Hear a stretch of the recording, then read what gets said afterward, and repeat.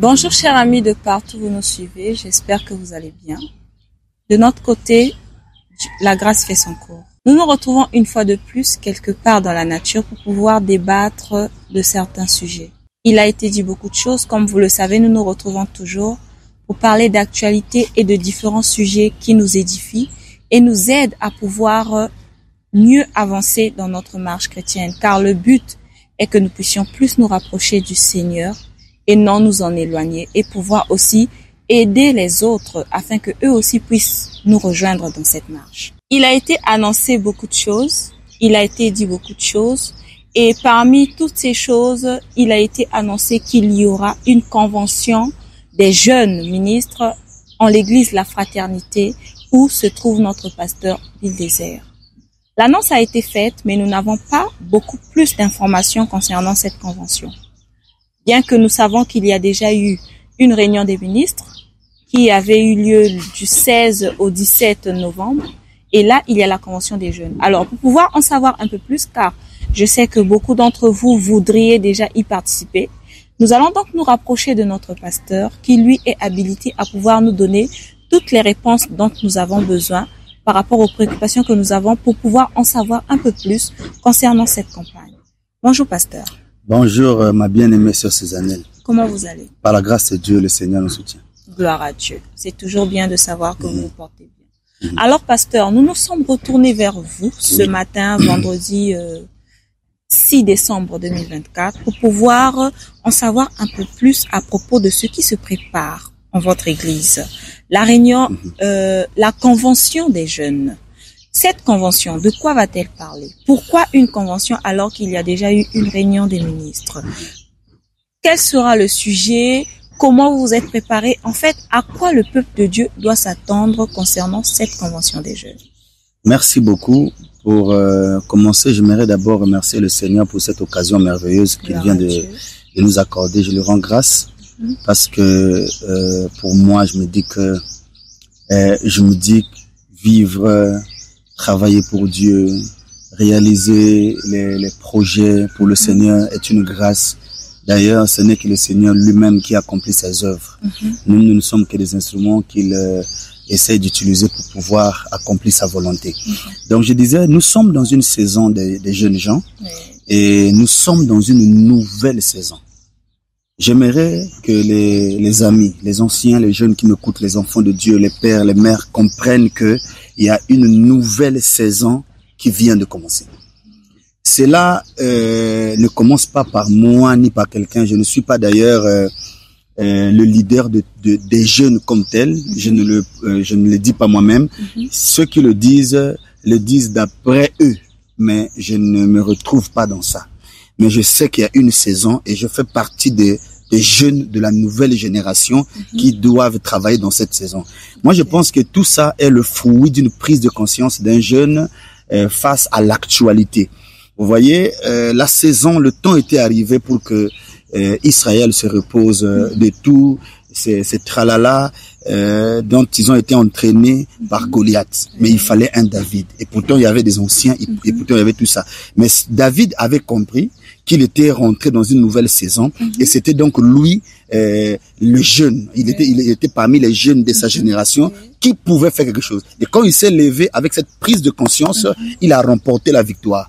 Donc, tous ces jeunes qui ne vont pas travailler dans cette saison, tous ces jeunes qui ne vont pas prendre conscience dans cette saison, je vous dis, ils vont se rétrograder, tous seront rétrogrades et le Saint-Esprit va complètement leur tourner le dos. Ça, c'est un message que je donne à tout le monde. Donc, organisez les campagnes, organisez les conventions, organisez les réunions de ministres, organisez tout ce que nous sommes en train d'organiser, que le peuple de Dieu comprenne simplement que nous sommes déjà rentrés dans notre saison, dans notre saison des jeunes gens. Et nous faisons partie de cette nouvelle génération. Et j'aimerais aussi passer ce message à tous ceux qui nous suivent. N'ayez pas honte, chers amis, vous les jeunes gens. N'ayez pas honte de croire. N'ayez pas honte de confesser cela. N'ayez pas honte de le dire, de le proclamer, que vous faites partie de la nouvelle génération qui doit prendre la place des pères pour continuer avec le travail. Les pères ont travaillé, les pères ont bataillé, nous les avons vus, nous avons vu là où ça a été, nous avons vu là où ça n'a pas été, nous avons aussi connu les défauts, nous avons connu aussi leur succès, mais cette fois-ci, il faut une prise de conscience des jeunes gens pour travailler. Et c'est le seul élément que le Saint-Esprit attend de nous, les jeunes gens. Il a besoin des hommes qui vont ouvrir les yeux afin que les écailles tombent et que vraiment le travail commence. Donc, ma bien-aimée, cette convention ici à Brazzaville va rassembler la jeunesse, rassembler aussi quelques anciens toujours qui seront avec nous pour essayer de pouvoir alors nous accompagner, nous encourager. Donc les jeunes gens, j'ai remarqué que les jeunes gens depuis beaucoup de temps sont abandonnés à eux-mêmes. Nous devons le dire. Les jeunes gens sont abandonnés à eux-mêmes. Même dans les assemblées, même dans les églises, nous avons peu de gens vraiment qui rassemblent les jeunes, qui font des programmes avec des jeunes dans le but de les propulser, dans le but de les faire avancer comme le pasteur Baruch Kalala. Dernièrement, ils ont fait un camp de jeunes, je les ai vus. J'étais très satisfait, très heureux de voir ça. Un jeune pasteur, alors qui se met à booster les jeunes, les amener en prière, organiser des rencontres, des retrouvailles avec les jeunes. Et même ici à Brazzaville, ça se prépare. Et d'ailleurs même, j'aimerais aussi dire que nous devons retenir cette chose ici. La convention des jeunes que nous sommes en train de faire, c'est pour rassembler les jeunes autour d'un thème intitulé « Jeune homme, prouve-nous que ton Jésus vit encore ». Donc, c'est un moment de défi. Les jeunes qui ont l'onction, nous les appelons, peu importe les églises. Ici, là, cette convention est pour tout le monde. Ce n'est pas une convention discriminatoire, comme vous venez de le dire. C'est une convention ouverte. Toutes les églises de Brazzaville et d'ailleurs, les pasteurs qui nous envoient leurs ministres. Moi, j'appelle ici tous les ministres de toutes les églises.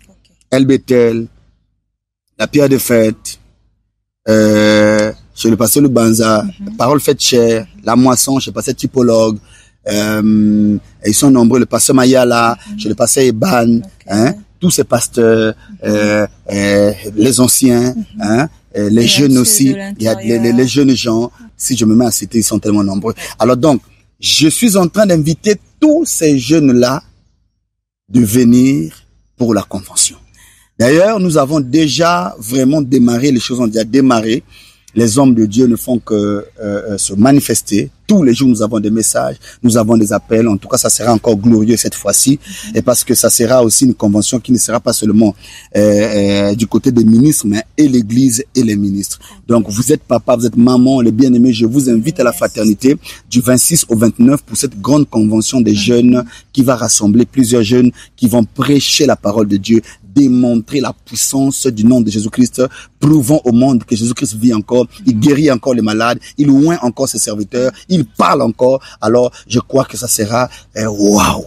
Donc, après cette convention de ce mois de décembre, en janvier, comme j'avais annoncé depuis même la conférence de ministres que nous avons eue, où vraiment le Saint-Esprit est descendu, nous avons été vraiment bénis. Donc, j'ai annoncé déjà là-bas qu'en janvier, en fin du mois de janvier, on va avoir alors la suite de la conférence des ministres. Donc nous allons louer la salle et j'ai déjà parlé de ça. Donc nous serons ensemble. Cette fois-ci, ça sera pas à la fraternité, ça sera ailleurs. Mais cette convention des jeunes sera à la fraternité du jeudi 26 au dimanche 29 décembre, où il y aura tous ces événements-là. Les enfants de Dieu seront ensemble, les musiciens vont chanter et ça sera vraiment glorieux. Donc les musiciens aussi, vous êtes déjà conviés, venez chanter pour la gloire de Dieu. La fraternité est votre église. D'ailleurs, même le nom déjà peut vous dire quelque chose, la fraternité. Tous ceux qui sont pour la fraternité, tous ceux qui sont pour l'unité, tous ceux qui sont pour l'union, ils sont les bienvenus. Donc, vous êtes déjà les bienvenus à la fraternité pour cette grande convention du 26 au 29. Avec les jeunes pasteurs, les jeunes ministres. Donc, c'est pas seulement les ministres, c'est pas seulement les pasteurs, mais les ministres et les pasteurs. Les jeunes pasteurs, les jeunes ministres, voilà, vraiment tous sont là. Et je crois que ça sera une très très bonne chose. S'il faut parler des âges, bon, c'est pas important, mais je pense que les jeunes gens. Ok, voilà. Merci beaucoup, pasteur, pour cet éclaircissement. Comme on le dit, il est doux et agréable pour des frères de demeurer ensemble. Voici une occasion qui fera en sorte que nous puissions tous nous retrouver ensemble, car comme le pasteur vient de donner un éclaircissement, là, ce n'est pas que comme la réunion des ministres qui a eu lieu où il n'y a que les ministres et les pasteurs qui étaient conviés, mais là, c'est ouvert. Tout le monde est convié, tout le monde est invité. Wow. Nous avons vraiment besoin de ce genre de manifestation, de ce genre d'occasion. Maintenant, pasteur, une question me vient à l'esprit. Compte tenu de ce qui est en train de se faire, des conventions que vous êtes en train d'organiser, des réunions des jeunes que vous êtes en train d'organiser, que dire aux anciens? Car il est bien connu de tous que dans les églises où résident nos anciens, ceux qui ont commencé avec ce message, comme on le dit si bien, il y a des jeunes ministres, il y a des jeunes qui évoluent aux côtés de ces anciens-là, mais qui ne sont pas connus du public, qui ne sont pas connus du monde, qui ne sont parfois même connus de personnes, parfois même de leur église, ils ne se manifestent pas. Alors, compte tenu de la façon dont ces jeunes évoluent dans leur église, quel message transmettre à nos anciens par rapport à ces conventions-là? Bon, le message que j'aimerais donner à tous nos anciens, avec beaucoup de respect et beaucoup d'amour que je témoigne d'ailleurs à l'égard de mes anciens, c'est de pouvoir déconfiner les jeunes gens.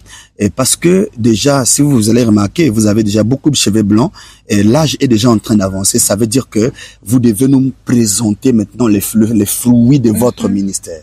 Ceci est le temps où les anciens doivent sortir leurs enfants dehors, qu'ils aillent travailler, qu'ils aillent outre-mer de leur vivant, qu'ils voient les évidences que leurs enfants vont leur apporter.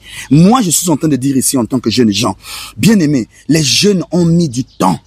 Beaucoup de jeunes ont fait 5 ans, 10 ans, 15 ans, 20 ans sous des pasteurs qui ne sont jamais connus jusqu'aujourd'hui. Ils n'ont pas fait des exploits parce que ils ne servent que leur propre église locale avec quelques églises peut-être qui collaborent avec leurs pasteurs. Mais voir des jeunes libres pour aller travailler bien qu'ils sont dans une église, c'est un problème. Et je prie, et c'est un message que je lance aux anciens.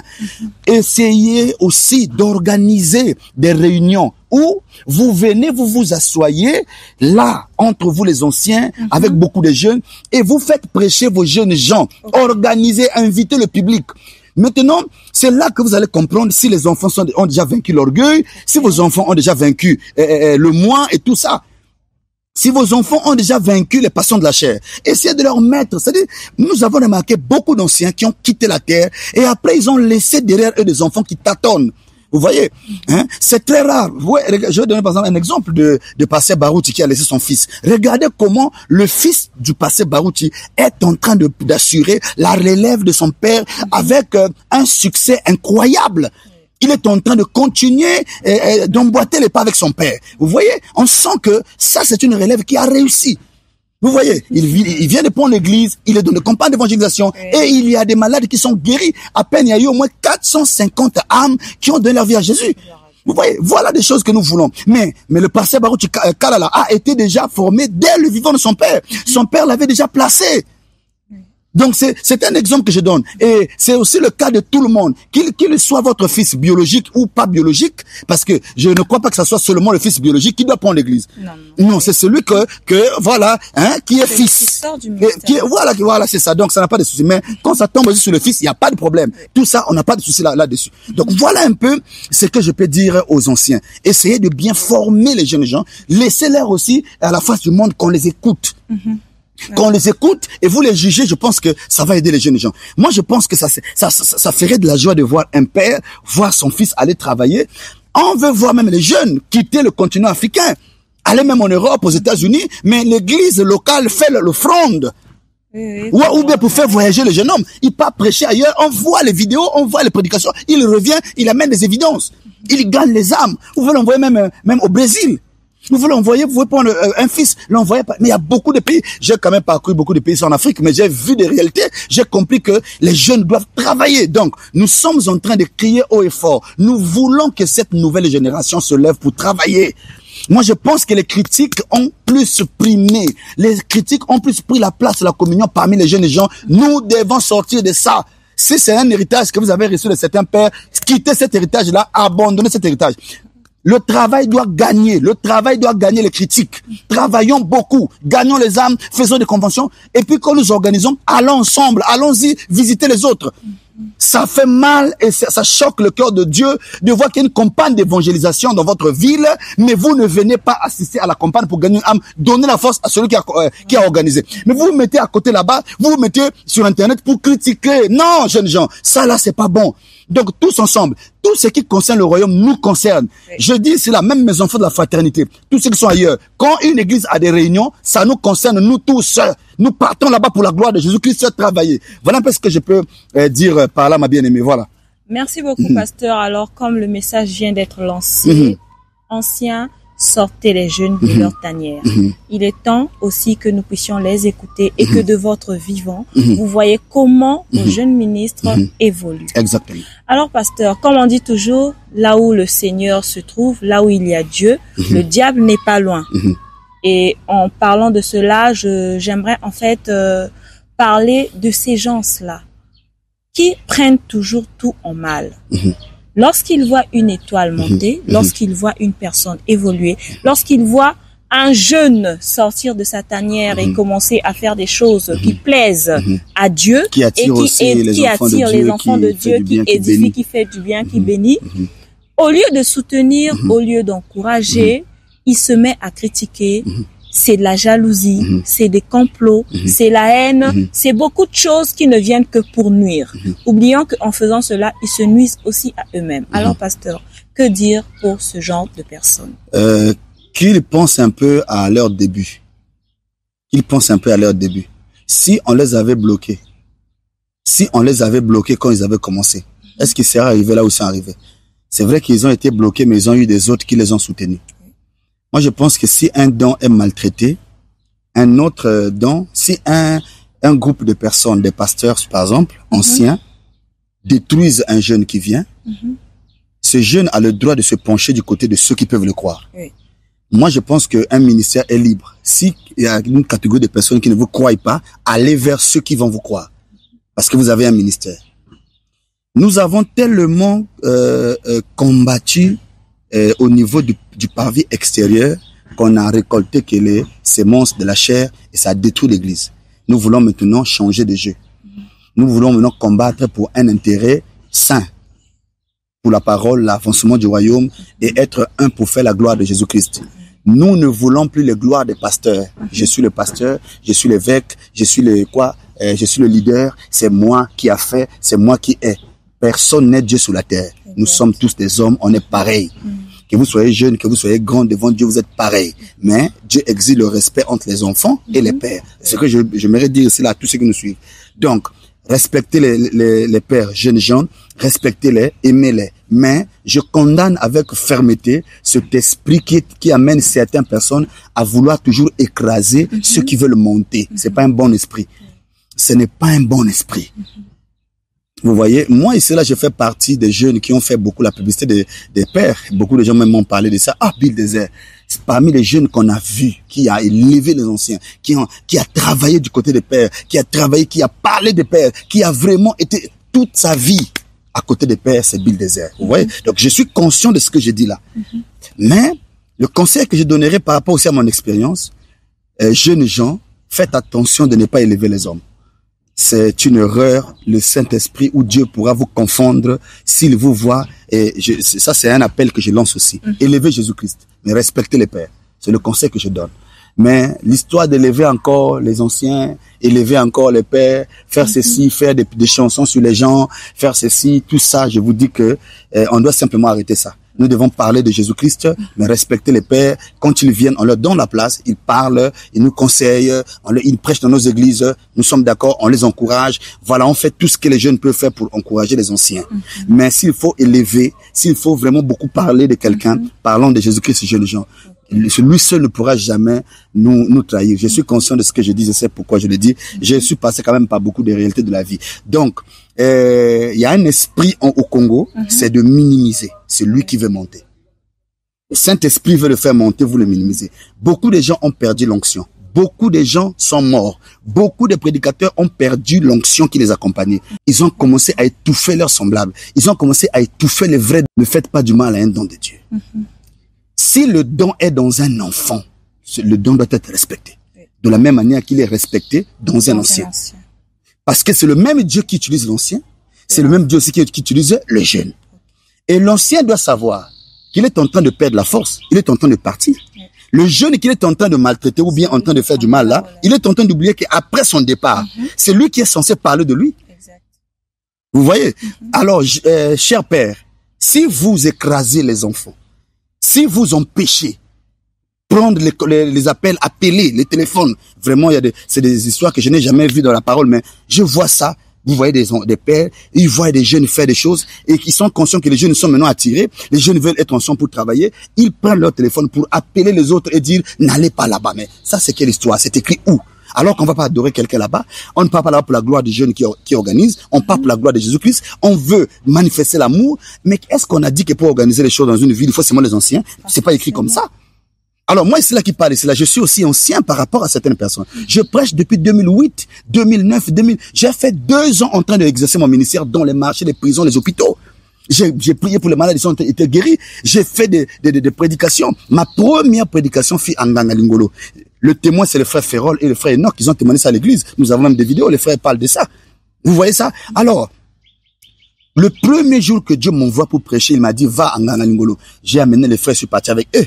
Et quand je descends de la montagne, c'est le jour où Dieu a opéré des miracles terribles au marché de Nganga-Lingolo, avec même le don des visions.